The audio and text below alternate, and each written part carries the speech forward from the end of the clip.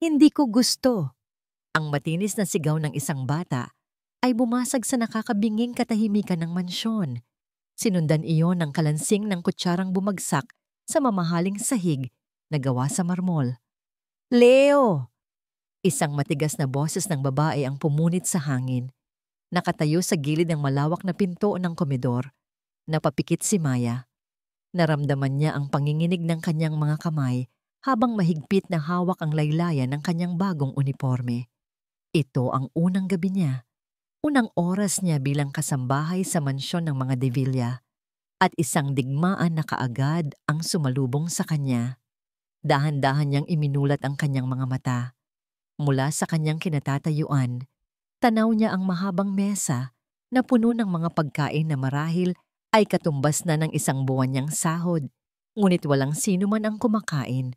Sa kabisera ng mesa, nakaupo si Ma'am Isabel, ang kanyang bagong amo. Ang maganda nitong mukha ay nababalutan ng galit at pagkadismaya. Sa tapat niya, isang maliit na bata, marahil ay nasa 4 na taong gulang, ang umiiyak habang itinutulak palayo ang pagkaing nasa kanyang harapan. At sa kabilang dulo ng mesa, nakaupo ang pinuno ng pamilya, si Sir Enzo De Villa. Hindi ito nagsasalita. Nakatingin lang ito sa kawalan. Ang mukha ay kasing lamig at kasing tigas ng mga pader na nakapalibot sa kanila. Ito ang eksenang dumagdag sa bigat na nararamdaman ni Maya. Isang bigat na daladala na niya bago pa man siya tumuntong sa malaking gate ng mansyon kaninang hapon. Kanina lang, habang nakatayo siya sa labas, pinagmasdan niya ang nagtataasang pader na bakal. May kung anong pamilyar sa disenyo nito, isang alaalang hindi niya matukoy kung saan nanggaling. Ipinilig niya ang ulo. Kailangan niya ang trabahong ito para sa pamilya niya sa probinsya, para makalimot, para makatakas. Ikaw ba si Maya? Tanong sa kanya ni Ma'am Isabel kanina sa loob ng opisina nito. Hindi ito nakatingin sa kanya. Sa halip ay sa mga papel na nasa mesa nito. Opo, ma'am, sagot niya. Pilit na pinatatatag ang kanyang boses. Sige, malinaw naman siguro ang mga patakaran, sabi nito. Sa wakas ay itinaas ang tingin. Ang mga mata nito ay mapanuri. Tila hinuhusgahan ang buong pagkatao niya sa isang tingin lamang. Una, gawin mo lang ang trabaho mo. Huwag kang magtatanong tungkol sa mga bagay na hindi mo dapat malaman. Pangalawa, bawal ang chismis. Ang mangyayari sa loob ng bahay na ito ay dito lang mananatili. At panghuli, tumigil ito at tinitigan siya ng diretso. Huwag na huwag mong pakikialaman ang anak ko. Maliwanag? Opo, ma'am. Maliwanag po. Ngayon, habang pinapanood niya ang nagwawalang si Leo, naiintindihan na niya kung bakit iyon ang pinakamahalagang utos. Hindi ka tatayo dyan hanggat hindi mo nauubos yan. Sigaw ni Isabel sa anak, pero lalo lang umiyak ang bata. Tumayo si Isabel. Ang pagkainip ay bakas na bakas sa bawat galaw at walang salitang nilisan ng komedor. Sumunod naman si Sir Enzo na hindi man lang sinulyapan ng umiiyak na anak. Naiwan si Leo na mag-isa sa napakalaking mesa. Ang mga hikbi na lamang niya ang maririnig. Naiwan din si Maya sa kanyang kinatatayuan, hindi alam ang gagawin. Ang puso niya ay nakakaramdam ng awa para sa bata. May kung anong kirot siyang naramdaman, isang pamilyar na kirot. Hayaan mo na sila. Bulong ng isang matandang kasambahay na dumaan sa likuran niya, si Manang Celia. Ganyan talaga dito gabi-gabi. Makalipas ang isang oras, nang medyo humupa na ang tensyon, tinawag siya ni Manang Celia. Maya, ihatid mo itong gatas sa kwarto ni Leo. Utos nito, iniabot sa kanya ang isang baso. Hindi na naman yun kumain ng hapunan. Nag-aalangang kinuha ni Maya ang baso. Ito na yata ang pagsubok sa sinabi ni Ma'am Isabel. Dahan-dahan siyang umakyat sa malawak na hagdanan. Ang bawat yapak niya ay tila umieko sa katahimikan ng bahay. Ang mga mamahaling painting sa dingding ay parang mga matang nakamasid sa kanya. Nang marating niya ang pinto ng kwarto ni Leo, huminga siya nang malalim bago kumatok ng marahan. Walang sumagot. Dahan-dahan niyang pinihit ang seradura at marahang itinulak ang pinto. Ang kwarto ay malaki at puno ng mga laruan, ngunit walang buhay. Sa gitna ng malawak na kama, nakaupo ang maliit na bata. Yakap-yakap ang isang teddy bear. Nakatingin ito sa bintana, sa madilim na kalangitan. Ang mga mata nito ay blanko, walang emosyon. Parang isang manika na nawalan ng kaluluwa. Lumapit si Maya at maingat na inilapag ang baso ng gatas sa bedside table. Hindi niya napigilan ang sarili. Umupo siya sa gilid ng kama. May sapat na distansya pa rin sa bata. Hindi siya nagsalita. Hinayaan lang niya ang katahimikan. Ilang minuto ang lumipas. Akala ni Maya ay hindi na siya papansinin ng bata. Ngunit bigla, dahan-dahang lumingon si Leo. Tumingin ito sa kanya. Sa ilalim ng malabong ilaw mula sa lampshade, nagtama ang kanilang mga mata. At sa unang pagkakataon, mula nang tumapak siya sa mansyon ng kadiliman, nakakita si Maya ng isang kislap. Isang maliit, bahagyang kislap ng pagka-interes sa mga matang kanina lang ay walang buhay. Isang malutong na closed deal ang isinigaw ni Enzo sa kabilang linya ng telepono, ngunit walang anumang saya sa kanyang boses. Ibinaba niya ang handset ng may puwersa. Ang tunog ay umalingaw-ngaw sa kanyang malawak at tahimik na opisina sa pinakatuktok ng De Villa Tower. Napahilamos siya sa kanyang mukha. Sa labas ng bintanang salamin, tanaw niya ang buong syudad. Isang imperyong pinaghirapan niyang buuin. Dito, sa loob ng opisina niya, kontrolado niya ang lahat. Isang salita niya lang, milyon-milyon ang gagalaw. Isang pirma niya lang, mga gusali ang itatayo. Ngunit pag-uwi niya sa sarili niyang mansyon, lahat ng kapangyarihan niya ay naglalaho. Nagiging isa siyang ordinaryong taong bigo. Bigo na patahanin ang sariling anak. Bigo na pakinggan ang sariling asawa. 2 buwan. 2 buwan na nilang pinagdadaanan ng impyernong ito. Ang bawat araw ay isang laban. Ang bawat pagkain ay isang sigawan. Naipasok na nila si Leo sa pinakamagagaling na doktor, mga child psychologist, mga feeding specialist. Pero walang nangyari. Napatingin si Enzo sa litrato sa kanyang mesa. Isang pilit na ngiti mula sa kanilang family portrait. Siya, si Isabel at si Leo. Perpekto sa paningin ng iba, basag na basag sa loob. Hindi na niya kaya. Hindi na niya kayang magpanggap na may solusyon pa. Mabilis niyang kinuha ang kanyang coat at briefcase. Uuwi siya ng maaga. Kailangan niyang harapin ang problemang hindi kayang ayusin ng pera niya. Ang mansyon ay nakakabinging tahimik pagdating niya. Kakaiba. Walang sigaw ni Isabel. Walang iyak ni Leo. Naglakad siya papasok. Ang bawat yabag ay mabigat. Baka natutulog na ang lahat. Mas mabuti na rin siguro. Nang paakyat na siya sa hagdan, may narinig siya. Isang mahinang tunog. Isang tinig. Kumakanta. Isang himig na malambing at puno ng pag-aalaga. Napahinto si Enzo.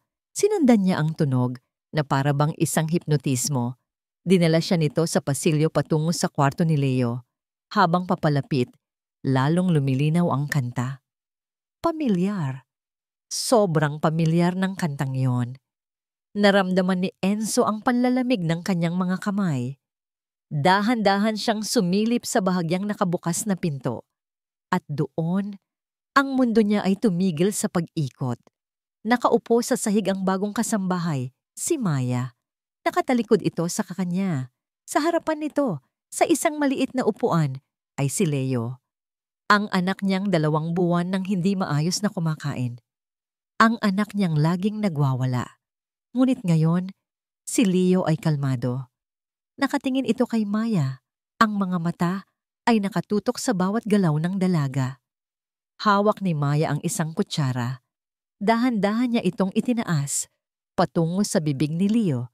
At si Leo, ibinuka niya ang kanyang bibig. Tinanggap niya ang pagkain. Parang sinaksak ang puso ni Enzo. Hindi sa sakit, kundi sa pagkamangha.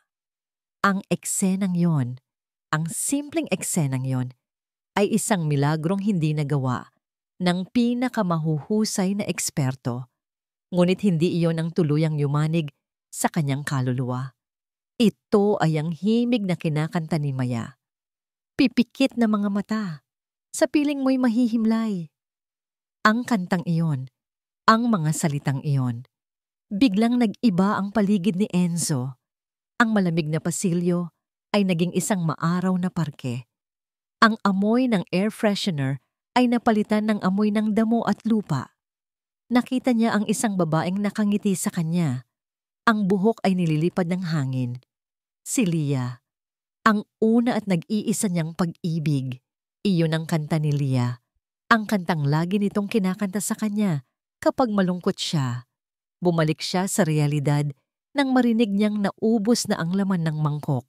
Napatayo si Maya. Doon lang siya napansin nito. "Sir!" Gulat na sabi ng dalaga, bahagyang napayuko. Hindi pinansin ni Enzo ang pagbati nito. Pumasok siya sa loob ng kwarto. Ang mga mata ay nakapako kay Maya.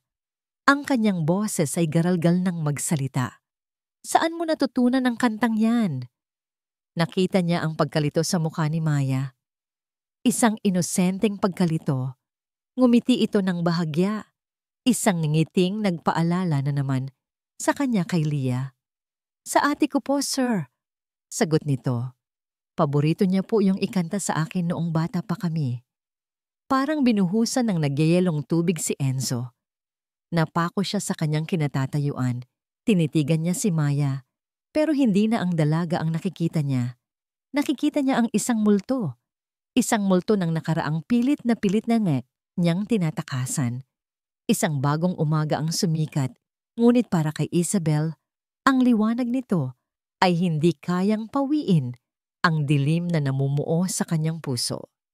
Sa unang pagkakataon, sa loob ng 2 buwan, maayos ang simula ng araw sa mansyon. Nakaupo si Leo sa kanyang high chair, payapang kumakain ng almusal na inihanda ni Maya. Si Enzo ay nasa tabi niya, binabasa ang kanyang dyaryo, ngunit may bahagyang nangiti sa kanyang mga labi na matagal nang hindi nakikita ni Isabel. Ang dapat sana'y maging isang tagumpay para sa pamilya ay isang mapait na sampal para kay Isabel. Pakiramdam niya ay isa siyang dayuhan sa sarili niyang pamamahay.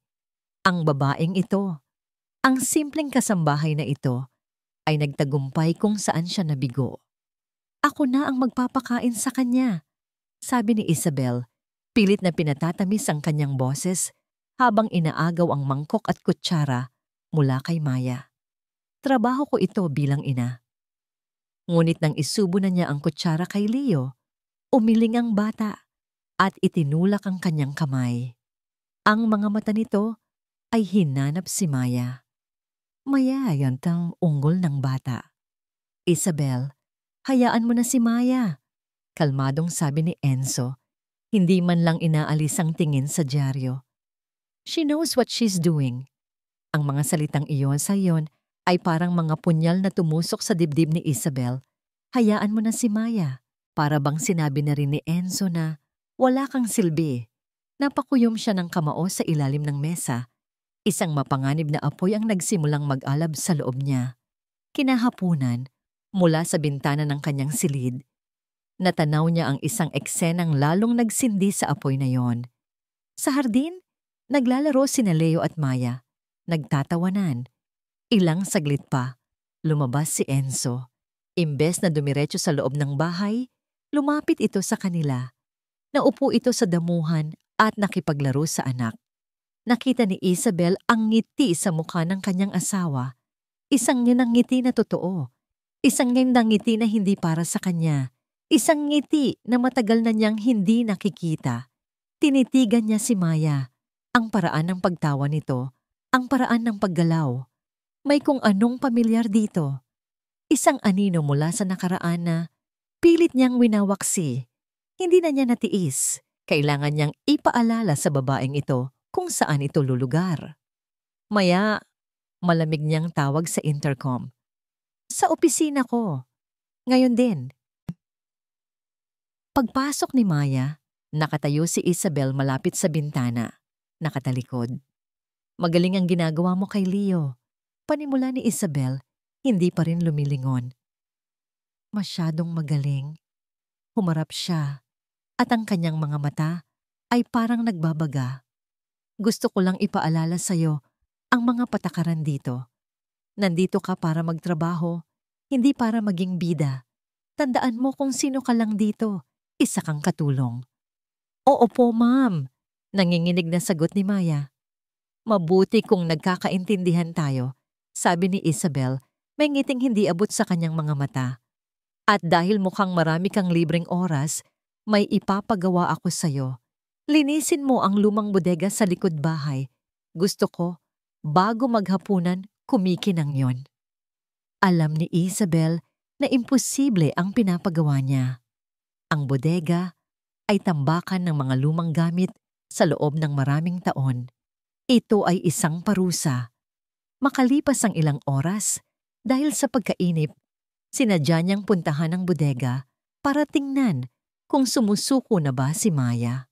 Pagdating niya, nakita niyang bukas ang pinto. Tahimik sa loob.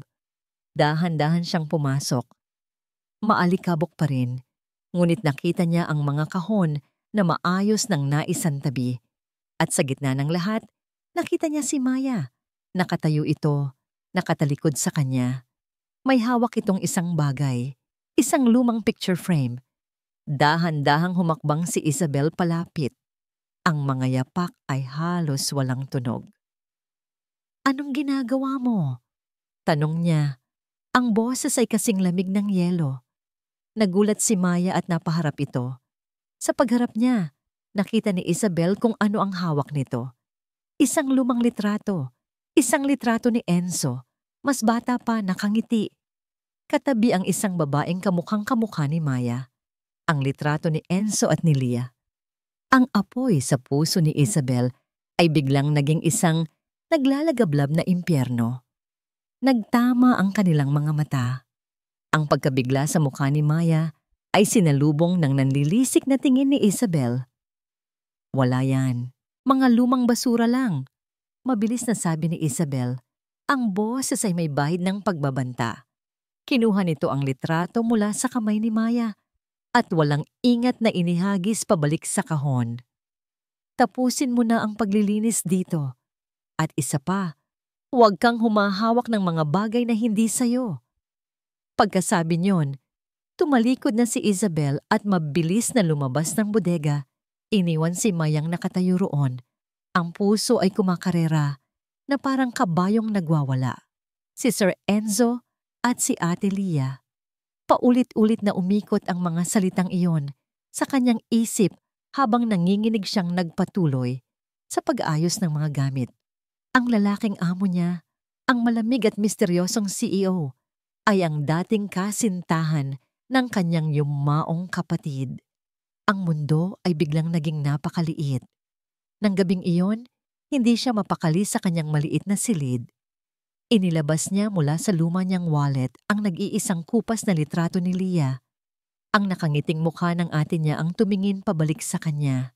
Ang ngiting iyon na laging nagbibigay sa kanya ng lakas, ngayon ay parang nanunumbat. Ate, anong gagawin ko? Bulong niya sa hangin. Dapat ba akong umalis dito? Ang isang bahagi niya ay gustong-gusto ng tumakbo palayo. Tumakbo mula sa multo ng nakaraan na pilit niyang tinatakasan. Tumakbo mula sa mga titig ni Sir Tumakbo, mula sa mga titig ni Sir Enzo na puno ng mga tanong na hindi niya kayang sagutin. At higit sa lahat, tumakbo mula sa nanlilisik na mga mata ni Ma'am Isabel na puno ng pagkasuklam. Ngunit paano? Paano niya iiwan si Leo? Ang batang sa maikling panahon ay napamahal na sa kanya. Ang ngiti ni Leo nang una niya itong nakitang kumain ulit. Ang paghawak ng maliliit nitong kamay sa braso niya, ang tiwalang ibinibigay nito sa kanya. Iyon ang mga bagay na pumipigil sa kanyang mga paa. Pinunasan niya ang kanyang mga luha. Hindi ate, bulong niya sa litrato. Hindi pa ako pwedeng umalis. Hindi ko pa siya pwedeng iwan. Isang desisyon ang nabuo sa kanyang puso. Mananatili siya para kay Leo at marahil para na rin harapin ang mga aninong matagal na niyang tinatakbuhan. Kinagabihan, hindi siya dalawin ng antok. Bumaba siya sa kusina para uminom ng tubig. Iniisip na ang buong bahay ay mahimbing nang natutulog. Nagulat siya nang makitang bukas ang ilaw. Nakaupo sa isang silya sa may kitchen island si Sir Enzo. Nakatalikod sa kanya, hawak ang isang baso. Aatras na sana siya para hindi makaistorbo nang bigla itong magsalita. Hindi ka rin makatulog? Hindi lumingon si Enzo, ngunit alam ni Maya na siya ang kinakausap nito. Dahan-dahan siyang lumapit. Oo po, sir. Ilang sandali silang binalot ng katahimikan. Tanging ang mahinang ugong ng refrigerator ang maririnig. Salamat, Maya. Basag ni Enzo sa katahimikan. Salamat sa ginagawa mo para sa anak ko. Ito ang unang pagkakataon na narinig niya ang sinseridad sa boses nito, walang bahid ng pagiging amo. Wala po yon, sir. Ginagawa ko lang po ang trabaho ko. Umiling si Enzo at sa wakas ay lumingon ito sa kanya. Sa malabong ilaw ng kusina, nakita ni Maya ang pagod sa mga mata nito. Ang CEO na kinatatakutan ng marami ay mukha lang isang amang puno ng problema. Hindi, sabi nito. Higit pa sa trabaho ang ginagawa mo. Bago ka dumating, akala ko mababaliw na kami. Lalo na ako, akala ko lahat ng problema kayang ayusin ng pera. Pero ang sarili kong anak, hindi ko man lang maintindihan. Naramdaman ni Maya ang bigat sa mga salita nito. Bata lang po si Leo, sir. Siguro po, kailangan niya lang ng isang taong makikinig sa kanya. Hindi lang puro utos. Napatingin sa kanya si Enzo. Isang tingin na tila tumatagos sa kanyang kaluluwa.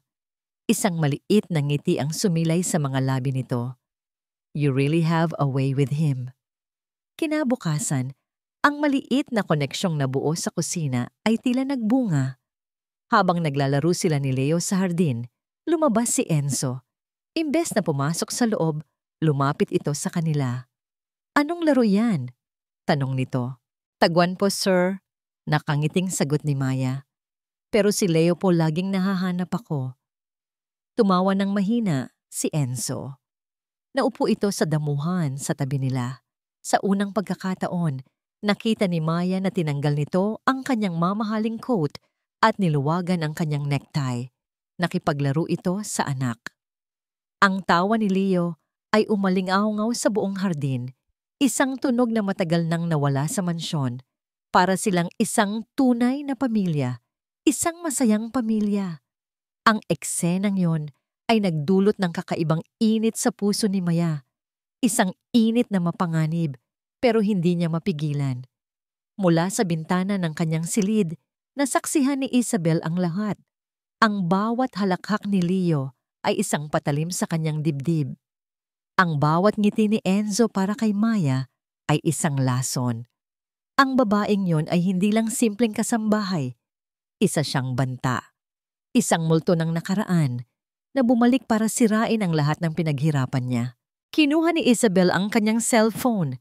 Ang mga daliri ay nanginginig sa galit at nagdial ng isang numero.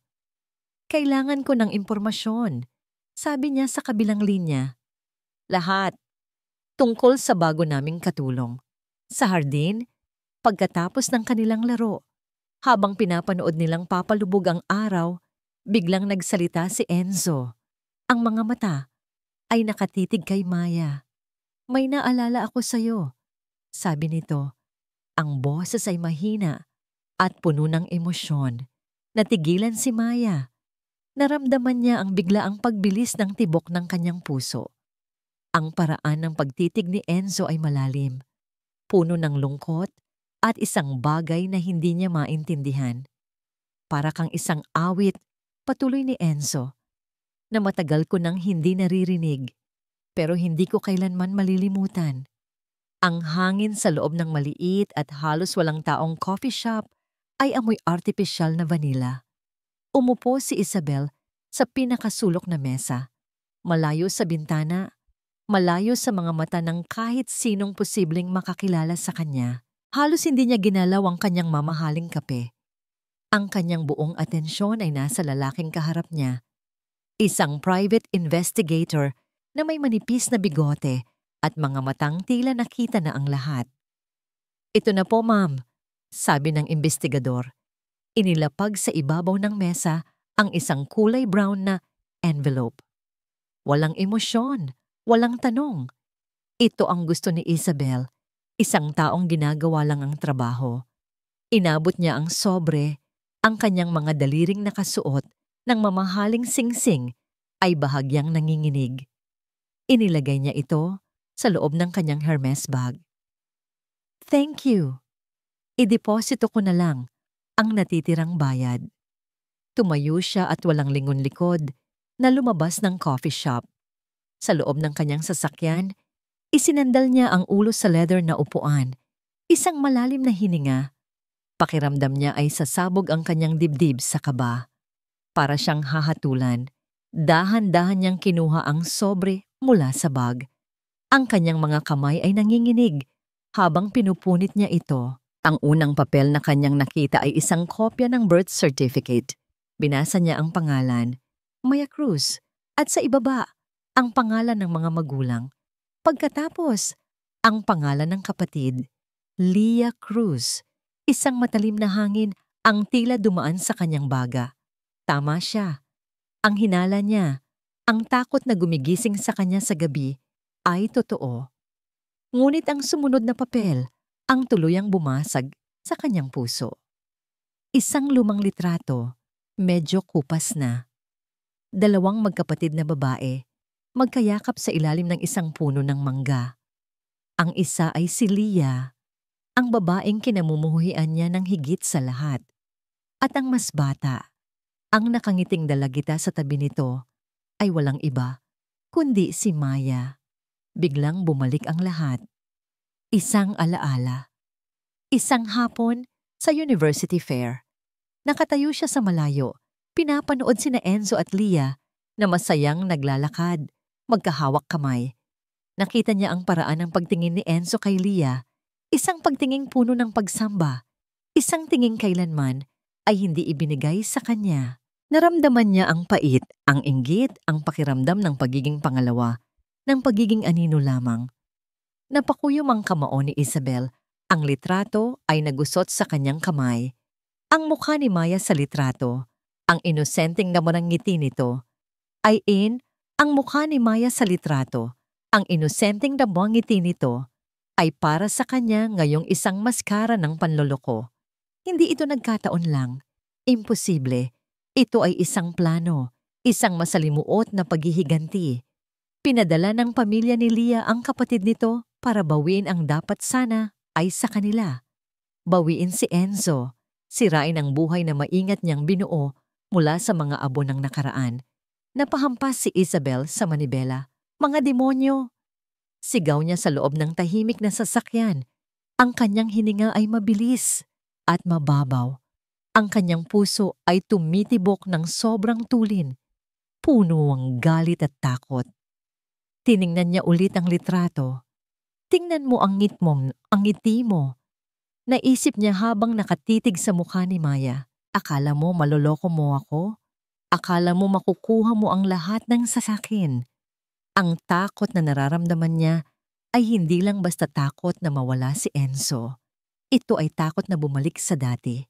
Takot na muling maging anino. Takot na mawala ang pangalang Devilla, ang respeto, ang kapangyarihan, ang lahat ng bagay na nagsisilbing pader niya laban sa mundo. Isinandal niya muli ang ulo, ngunit sa pagkakataong ito, huminahon na siya. Ang nag-aalab na galit ay napalitan ng isang bagay na mas malamig, mas matalim, at mas mapanganib. Desisyon. Tiningnan niya ang kanyang refleksyon sa rearview mirror. Ang babaeng nakatingin pabalik sa kanya ay hindi na ang babaeng nag-aalala. Ito na ang babaeng handang pumatay para protektahan ang kanyang teritoryo. Akala mo ikaw ang multo ng nakaraan, Lia? Bulong niya na para bang kausap ang yumaong karibal. Nagkakamali ka o ako ang palaging nananalo. Itinapon niya ang litrato sa passenger seat na para bang isang basurang nandidiri siyang hawakan. Kinuha niya ang kanyang cellphone. Ang kanyang mga daliri ay hindi na nanginginig. Kalmado. Tiyak. Nag-scroll siya sa kanyang mga contact hanggang sa mahanap niya ang isang pangalaang matagal na niyang hindi tinatawagan. Isang pangalang konektado sa mga anino ng syudad. Isang taong may mga utang na loob sa kanya. Idinikit niya ang telepono sa kanyang tainga. Isang ring. 2. Hello? Sagot ng isang magaspang na boses sa kabilang linya. Isang malamig na ngiti ang gumuhit sa mga labi ni Isabel. Isang ngimang ngiting hindi aabot sa kanyang mga mata. Miguel, sabi niya. Ang kanyang boses ay kalmado ngunit may nakatagong bakal. Si Isabel de Villa ito. May sandaling katahimikan sa kabilang linya. Pagkatapos ay isang magalang na sagot. Ma'am Isabel, anong maipaglilingkod ko sa inyo? Tumingin si Isabel sa labas ng bintana. Sa mga taong naglalakad, walang kamalay-malay sa digmaang nagsisimula pa lang. May ipapagawa ako sa'yo. Sabi niya, dahan-dahan, bawat salita ay may bigat. May isang daga na nakapasok sa bahay ko. Gusto kong siguraduhin na hindi na siya makakabalik pa. Kahit kailan. Isang kakaibang kapayapaan ang bumalot kay Enzo habang pauwi siya mula sa opisina. Sa kauna-unahang pagkakataon, sa loob ng maraming buwan, hindi bigat at kaba ang dala niya, kundi pananabik. Pananabik na makita ang paglalaro ni Maya at Leo sa hardin. Pananabik na marinig ang tawa ng kanyang anak. Ngunit ang kapayapaang yon ay biglang sinira ng isang marahas na pagring ng kanyang cellphone. Si Isabel. Enzo, bililis! Umuwi ka! Ang boses ng kanyang asawa ay puno ng purong takot. Isang sigaw na nagpatindig sa lahat ng balahibo sa kanyang batok. Anong nangyayari? Tanong niya. Ang kanyang puso ay biglang kumabog ng napakabilis. Si Leo! Hindi siya makahinga ng maayos. Pula ang buong katawan niya. Enzo, bilisan mo! Parang isang bomba ang sumabog sa mundo ni Enzo. Hindi na niya narinig ang iba pang sinabi ni Isabel. Ibinaba niya ang tawag at halos paliparin ang sasakyan pauwi. Ang bawat segundo ay parang isang oras. Ang bawat tunog ng busina sa trapiko ay parang isang insulto. Pagdating niya sa mansyon, isang ambulansya ang nakaparada sa harap. Tumakbo siya papasok. Ang eksenang bumungad sa kanya ay isang bangungot.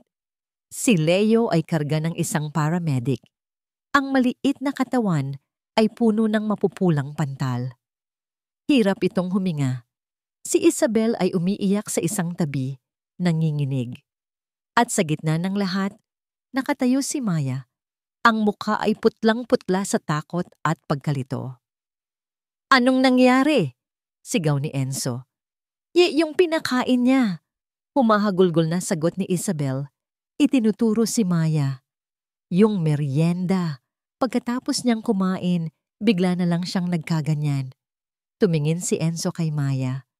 Ang mga mata ng dalaga ay puno ng luha at pagtanggi. Sir, wala po. Wala po akong nilagay. Prutas lang po at yogurt. Dalhin na natin siya sa ospital. Sigaw ng paramedic. Sinundan ni Enzo ang mga ito palabas. Ang isip niya ay gulong-gulo.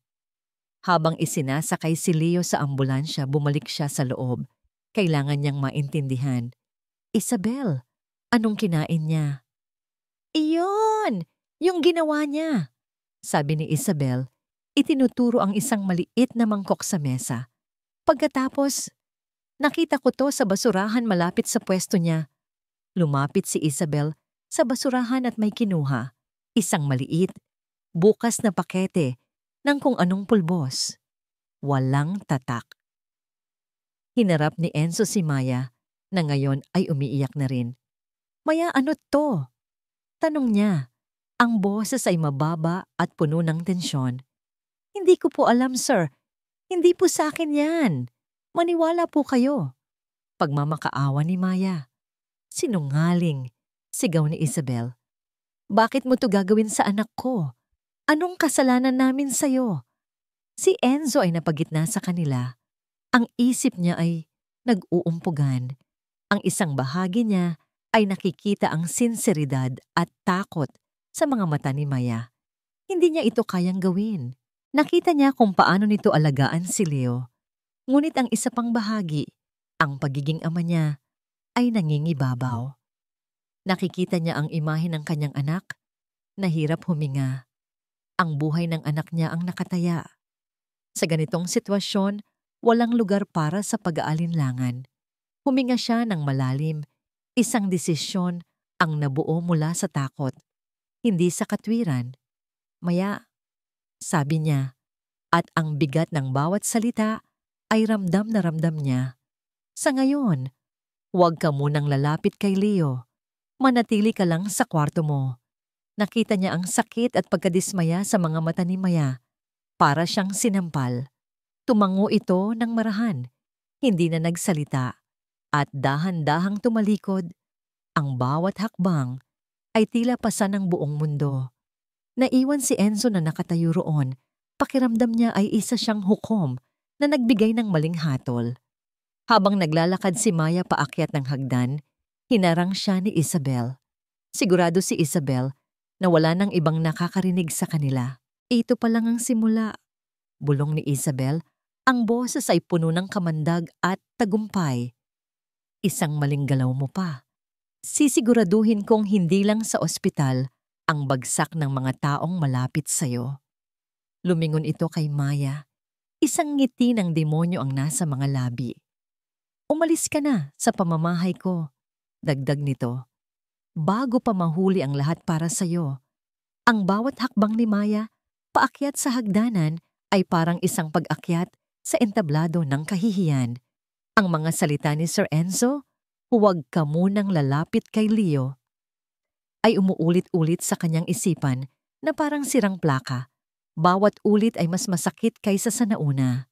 Hindi ang akusasyon ni Ma'am Isabel ang sumugat sa kanya. Inaasahan na niya iyon. Ang pumatay sa kanyang kaluluwa ay ang pagdududa sa mga mata ni Enzo. Ang lalaking ilang oras lang ang nakalipas ay tinititigan siya na para bang siya ay isang awit na hindi malilimutan. Ngayon, ang mga matang iyon ay tumingin sa kanya na para bang siya ay isang lason. Pagpasok niya sa kanyang silid, isinara niya ang pinto at doon bumuhos ang lahat ng luhang kanina pa niya pinipigilan. Napaupo siya sa sahig, yakap ang kanyang mga tuhod, ang katawan ay nanginginig sa bawat hikbi. Bakit? Bakit nangyayari ito? Ang tanging gusto lang niya ay isang tahimik na buhay, isang bagong simula. Ngunit tila sinusundan siya ng kamalasan. Sinusundan siya ng mga anino ng nakaraan. Ang bulong ni Isabel sa hagdanan ay nagpapatunay nito. Umalis ka na, bago pa mahuli ang lahat. Isa itong pagbabanta. At alam ni Maya na hindi ito nagbibiro. Ngunit higit pa sa takot, ang nangingibabaw ay ang sakit ng pagtataksil. Nagtiwala siya. Sa maikling panahon, naramdaman niyang bahagi na siya ng mundong ito. Naramdaman niyang may halaga siya. Naramdaman niyang may nakakakita sa kanya. Pero nagkamali siya. Isa lang siyang kasambahay. Isang dayuhan. Madaling ituro, madaling pagdudahan, madaling itapon. Pinunasan niya ang kanyang mga luha. Ang pag-iyak ay walang maitutulong. Tumayo siya at binuksan ang kanyang maliit na aparador. Kinuha niya ang kanyang lumang bag at nagsimulang iligpit ang iilang damit na dala niya. Bawat damit na kanyang tinitiklop ay may kasamang alaala. Ang unipormeng suot niya nang una niyang mapangiti si Leo. Ang blusang suot niya nang magkausap sila ni Enzo sa kusina. Bawat isa ay parang tinik na tumutusok sa kanyang puso. Hindi niya kayang manatili rito. Hindi sa isang lugar kung saan ang tiwala ay kasing grupok ng babasaging salamin. hindi sa isang lugar kung saan siya ay tinitingnan bilang isang kriminal. Nang matapos siyang mag-impake, kumuha siya ng isang pirasong papel at isang panulat. Nagsimula siyang sumulat, ngunit ano ang sasabihin niya? Paano niya ipagtatanggol ang sarili kung ang hatol ay naibigay na? Sa huli, ilang salita lang ang kanyang naisulat. Sir Enzo, wala po akong kasalanan. Mahal ko po si Leo. Aalis na lang po ako. Maya-maikli. Simple. Puno ng sakit. Inilapag niya ang sulat sa ibabaw ng kanyang unan. Bago siya tuluyang umalis, hindi niya napigilan ang sarili. Dahan-dahan siyang naglakad sa pasilyo, patungo sa direksyon ng silid ni Leo. Huminto siya sa tapat ng pinto nito. Nakasara. Tahimik. Naisip niya ang bata, nasa ospital, nag-iisa. Isang mainit na luha na naman ang pumatak mula sa kanyang mata. Paalam, Leo. Bulong niya sa nakasarang pinto. Sana gumaling ka agad. Sa huling pagkakataon, tiningnan niya ang pasilyo ng malaking mansyon. Ang lugar na nagbigay sa kanya ng panandaliang pag-asa ay siya na ring sumira nito. Dala ang kanyang maliit na bag. Tahimik siyang bumaba ng hagdan. Dumaan sa likod bahay para walang makakita. At lumabas sa maliit na gate. Ang malamig na hangin ng gabi ang sumalubong sa kanya, kasabay ng isang kalayaang walang kasing pait. Naglakad siya palayo sa mansyon ng mga De Villa, palayo sa mga alaala, palayo sa sakit. Walang tiyak na patutunguhan.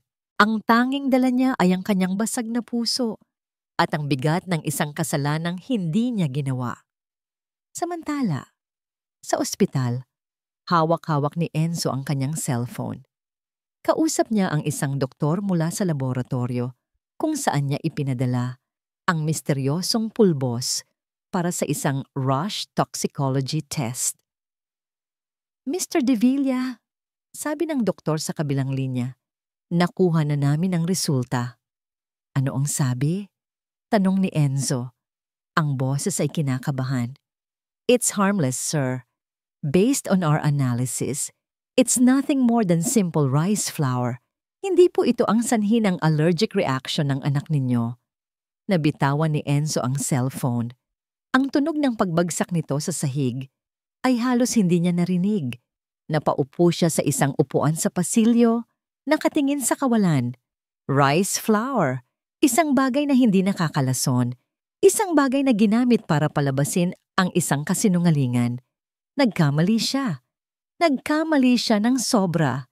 Hinusgahan niya ang isang inosenteng tao. Bigla, ang lahat ng sinabi ni Isabel, ang lahat ng kanyang mga kilos ay nagkaroon ng ibang kahulugan. Ang pagkasuklam, ang galit, ang pagbabanta. Pinaniwalaan niya ang isang kasinungalingan. At dahil doon, itinaboy niya ang nag-iisang taong nagdala ng liwanag sa madilim nilang tahanan. Ang salitang rice flour ay parang isang bombang sumabog sa utak ni Enzo. Winawasak ang lahat ng pader ng pagkukunwari na matagal na niyang itinayo sa paligid ng kanyang pamilya. Hindi siya bumalik sa silid ng ospital. Hindi niya kayang harapin ang anak niya, ang anak na ipinain sa isang masalimuot na kasinungalingan. Nagmaneho siya pauwi, hindi sa bilis ng isang nag-aalalang ama, kundi sa kontroladong galit ng isang CEO na natuklasan ng isang malaking panloloko sa kanyang kumpanya. Pagdating sa mansyon, hindi siya umakyat. Dumiretso siya sa kusina. Ang mangkok na may natirang yogurt ay naroon pa. Ang basurahan kung saan natagpuan ni Isabel, ang pakete ay naroon din. Walang katao-tao. Manang Silya, tawag niya. Ang boses ay malamig at walang emosyon. Lumabas ang matandang kasambahay mula sa pantry, bakas ang takot sa mukha. Sir Enzo, kamusta po si Leo? He will be fine, maikling sagot ni Enzo. Manang, may itatanong ako at gusto ko ng tapat na sagot. Tumango ang matanda. Sino ang huling pumasok dito sa kusina bago magmeryenda si Leo? Nag-atubili si Manang Silya. Si Maya po, sir. Siya po ang naghanda. Bago si Maya, diin ni Enzo, ang mga mata niya ay nakatitig sa matanda. Tila binabasa ang kanyang kaluluwa. May iba pa ba? Napayuko si Manang Celia. Piwa, pumasok po si Ma'am Isabel. Saglit lang po. Akala ko po may kukunin lang na tubig. Iyon lang ang kailangan ni Enzo. Isang maliit na lamat sa perpektong kwento ni Isabel. Sunod siyang naglakad patungo sa kanyang opisina sa bahay. Ikinandado niya ang pinto. Umupo siya sa harap ng malalaking monitor ng security system.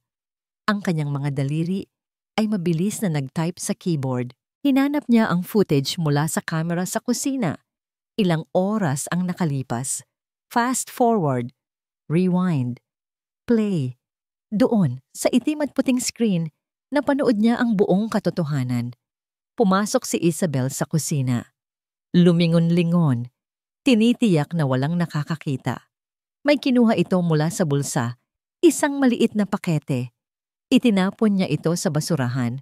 Pagkatapos, mabilis itong lumabas. Ilang minuto ang lumipas, pumasok si Maya. Masaya. Walang kamalay-malay. Inihanda niya ang merienda ni Leo. Pinabilis ni Enzo ang video, ang eksena ng pagkataranta, ang pagdating niya, ang pag-iyak ni Isabel. Pagkatapos, napanood niya ang sarili niyang pagdududa, ang sarili niyang hatol kay Maya. At ang huli, ang eksena kung saan si Isabel ay nag-iisang bumalik sa kusina matapos niyang utusan si Maya na manatili sa silid nito. Maingat nitong kinuha ang mangkok na may natirang yogurt at prutas at itinapon ang laman nito sa lababo. Pagkatapos ay binuksan niya ang isang maliit na cabinet sa ilalim. Kumuha ng isang bote ng shrimp paste, isang bagay na alam niyang matindi ang allergy ni Leo, at naglagay ng kaunting-kaunti sa mga gilid ng mangkok bago ito ibinalik sa mesa. Isang perpektong ebidensya kung sakaling may mag-imbestiga pa. Napapikit si Enzo. Ang panlalamig sa kanyang sikmura ay napalitan ng isang umaapoy na galit. Ginamit ni Isabel ang sarili nilang anak. Isinugal niya ang kalusugan ni Leo para lang sa isang masamang plano. Pinatay niya ang monitor. Tumayo siya at dahan-dahang lumabas ng opisina. Ang bawat hakbang niya paakyat ng hagdan patungo sa kanilang silid ay mabigat. Tila mga yapak ng isang berdugo. Naabutan niya si Isabel na nag-aayos ng sarili sa harap ng salamin. Nagpapanggap na kalmado. Enzo, you're back! Kamusta na si Leo? Tanong nito. Ang boses ay puno ng pagkukunwaring pag-aalala. Hindi sumagot si Enzo.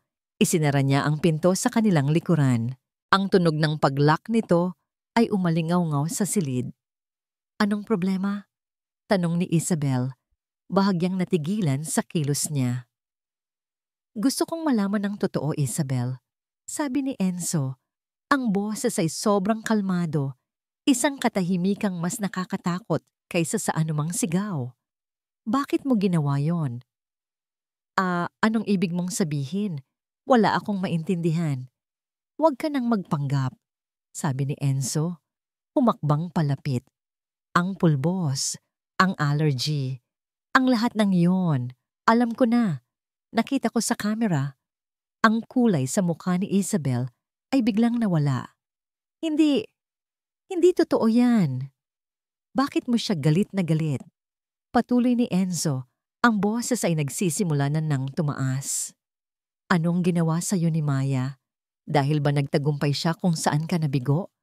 Dahil ba napakain niya si Leo? Hindi mo naiintindihan, sigaw ni Isabel. Ang pagkukunwari ay napalitan na ng purong desperasyon. Kung gayon, ipaintindi mo sa akin, sigaw pabalik ni Enzo. Bakit mo idadamay ang sarili nating anak sa galit mo? Bakit mo siya kinamumuhian ng ganoon? Para kang kinamumuhian mo si Lia noon. Ang pagbanggit sa pangalan ni Lia ay parang isang kidlat na tumama sa silid. Doon na sumabog si Isabel. Ang lahat ng kontrol, ang lahat ng pagkukunwari ay naglaho. Umalingaw-ngaw ang kanyang sigaw. puno ng sakit at galit na naipon sa loob ng maraming taon. Oo, kinamumuhian ko siya. Kinamumuhian ko ang anino niya na hanggang ngayon ay sinusundan pa rin ako. At ang kapatid niya, isa siyang demonyo na bumalilik para kunin ka sa akin. Napatigil si Enzo. Kapatid? Oo, si Maya ay kapatid ni Leah. At pumunta siya rito para sa'yo. Para sirain ako. Ang revelasyon ay isang malakas na suntok sa sikmura ni Enzo. Ngunit hindi iyon ang nakapagpabagsak sa kanya. Ang lason sa bawat salita ni Isabel. Ang lalim ng galit nito. Kahit na, sabi ni Enzo, ang boses ay nanginginig sa pigil na galit. Wala pa ring karapatan ang kahit sino nasaktan ng anak ko. Anak mo? Tumawa si Isabel, isang tawang walang anumang saya, isang tawang malapit ng mabaliw. Akala mo ba talaga may maibibigay sa'yo ang isang katulad ni Leah? Kahit kailan, Enzo, hindi kanya kayang bigyan ng anak. Natigilan si Enzo. Ang buong silid ay tila umikot. Anong ibig mong sabihin? Ako ang nagbigay sa'yo ng anak. Sigaw ni Isabel, lumuluha na ngayon. Ang muka ay nababalot ng tagumpay at kabiguan. Kahit hindi sa'yo, ako ang nagbigay sa'yo ng pamilya. Ang mga salitang iyon ay lumutang sa hangin. Kahit hindi sa'yo, parang gumuho ang sahig na kinatatayuan ni Enzo. Ang hangin ay nawala sa kanyang mga baga. Ang lahat ng bagay sa paligid niya ay naglaho. Tanging ang mukha ng kanyang asawa ang kanyang nakikita. Isang mukha na ngayon ay mukha ng isang estranghero, isang halimaw. At si Leah. Patuloy ni Isabel sa gitna ng kanyang mga hikbi. Hindi na alam ang sinasabi. Yung aksidente, gusto ko lang siyang takutin. Hindi ko sinasadyang. Ngunit hindi na naririnig ni Enzo ang mga huling salita. Ang kanyang mundo, ang kanyang katotohanan, ang pundasyon ng kanyang buhay sa nakalipas na 5 taon ay gumuho at naging abo sa isang iglap. Napatingin siya kay Isabel, ang babaeng pinakasalan niya, ang ina ng hindi niya anak, ang babaeng sumira sa lahat. Isang salita lang ang lumabas sa kanyang bibig. Hindi isang sigaw, kundi isang bulong na kasing talim ng patalim. Umalis ka. Ang amoy ng lumang libro at sabong panlaba ang bumubuo sa hangin ng bahay kalinga, isang maliit na ampunan sa isang tahimik na probinsya, ilang oras ang layo mula sa syudad. Dito dinala ng kanyang mga paa si Maya. Dito niya sinubukang buuin muli ang kanyang sarili. Piraso bawat piraso. Ilang linggo na ang lumipas. Ang sakit ay naroon pa rin, ngunit hindi na kasing talim ng dati. Ang pag-aalaga sa mga batang ulila ang naging gamot niya. Sa kanilang mga ngiti, nakakahanap siya ng kapayapaan. Sa kanilang mga yakap, nakakahanap siya ng dahilan para bumangon araw-araw. Isang hapon, habang nagbabasa siya ng kwento para sa isang grupo ng maliliit na bata, sa ilalim ng isang puno ng akasya, isang pamilyar na itim na sasakyan ang huminto sa tapat ng gate ng ampunan. Bumaba mula rito ang isang lalaking matagal na niyang hindi nakikita, ngunit hindi kailanman nawala sa kanyang isipan, si Enzo. Napatigil sa pagtibok ang puso ni Maya. Ang mga bata sa paligid niya ay tila naglaho. Tanging ang lalaking dahan-dahang naglalakad, palapit sa kanya ang kanyang nakikita. Mas payat ito ngayon, at may mga guhit ng pagod sa ilalim ng mga mata nito na hindi pa niya nakita dati. Huminto si Enzo, ilang talampakan ng layo mula sa kanya. Sa kanyang mga mata, nakita ni Maya ang isang bagyo ng mga emosyon, pagsisisi, kalungkutan, at isang bagay na hindi niya mapangalanan. Maya, sabi nito. Ang boses ay bahagyang paos. I'm sorry. 2 salita. Ngunit sa paraan ng pagkakasabi nito, ramdam ni Maya ang bigat at sinseridad na dala nito. Alam ko na ang lahat, patuloy ni Enzo. Lahat ng ginawa ni Isabel, ang kasinungalingan. Lahat. Tumayo si Maya. Kamusta na po si Leo? Iyon ang unang tanong na lumabas sa kanyang bibig. Isang maliit at malungkot na ngiti ang sumilay sa labi ni Enzo. He's okay. Hinahanap ka niya. Lagi kanyang hinahanap. Naramdaman ni Maya ang pag-init ng kanyang mga mata. Naglakad sila patungo sa isang bakanteng bangko sa gilid ng hardin. Doon, sa ilalim ng lilim ng puno, ikinuwento ni Enzo ang lahat. Ang katotohanan tungkol kay Leo. Ang katotohanan tungkol sa pagkamatay ni Lia. Bawat salita ay isang dagok, ngunit isa ring paglaya mula sa mga tanong na gumugulo sa isip ni Maya. Nang matapos si Enzo, katahimikan ang namayani sa pagitan nila. Kaya pala, bulong ni Maya, mas para sa sarili niya.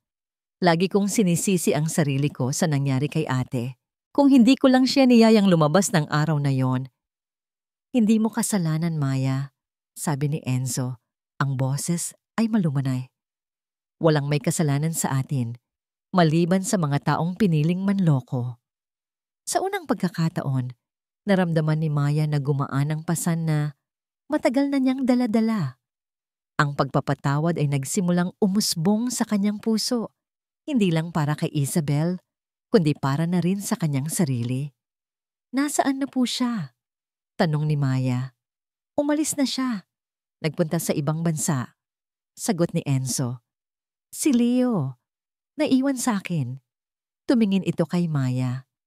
Hindi ko man siya tunay na anak sa dugo, Enzo. Pero anak ko siya sa puso. At kailangan niya ng isang pamilya. Makalipas ang ilang araw, dinala ni Enzo si Leo sa ampunan. Ang muling pagkikita ng bata at ni Maya ay puno ng mga tawa at mahigpit na yakap. Habang pinapanood sila ni Enzo, isang desisyon ang nabuo sa kanyang puso. Hindi niya kailangan ng isang perpektong pamilya. Ang kailangan niya ay isang pamilyang totoo. Maya, tawag niya habang papalubog na ang araw. Alam kong sobra-sobra ang hinihiling ko. Pagkatapos ng lahat ng nangyari, pero gusto kong bigyan mo kami ng isa pang pagkakataon. Lumapit ito sa kanya. Hindi bilang kasambahay, hindi bilang yaya, kundi bilang isang kasama, isang katuwang sa pagpapalaki kay Leo, isang kaibigan. Tumingin si Maya kay Enzo, pagkatapos sa isang masayang mukha ni Leo na naglalaro hindi kalayuan. Ang pamilyang nawala sa kanya ay hindi na maibabalik. Ngunit marahil, may pagkakataon siyang bumuo ng isang bago. Ang huling sinag ng araw ay nagbigay ng ginintuang kulay sa kanilang paligid. Isang bagong umaga ang naghihintay. Hinawakan ni Enzo ang kanyang kamay. Ang init nito ay nagbigay ng kuryente sa buong katawan ni Maya. Pwede ba tayong magsimula ulit? Tanong ni Enzo. Tumingin si Maya sa mga mata nito. Mga matang hindi na malamig at malayo, kundi puno na ng pag-asa at pangako. Ngumiti si Maya, isang nangiting totoo at nagmumula sa puso. Oo, sagot niya. Pwede tayong magsimula ulit.